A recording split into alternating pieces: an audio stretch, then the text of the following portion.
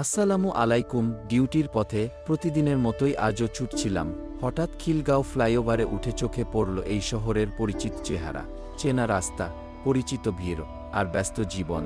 এই ফ্লাইওভারে দিয়ে হয়তো প্রতিদিনই চলি, কিন্তু আজ যেন ঢাকাকে একটু নতুনভাবে দেখলাম। একটু থেমে সেই মুহূর্তটুকু ক্যামেরাবন্দি করলাম, নিতান্তই নিজের জন্য। কিন্তু ভাবলাম আপনাদের সঙ্গেও ভাগ করে নিই। এই ভিডিওতে নেই কোনো সাজানো দৃশ্য, নেই কোনো আয়োজন, আছে কেবল এক টুকরো বাস্তব ঢাকা আর একজন ব্যস্ত মানুষের কিছু মুহূর্ত।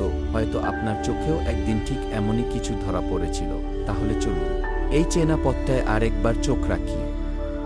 হয়তো এবার একটু ভিন্নভাবে অনুভব করুন।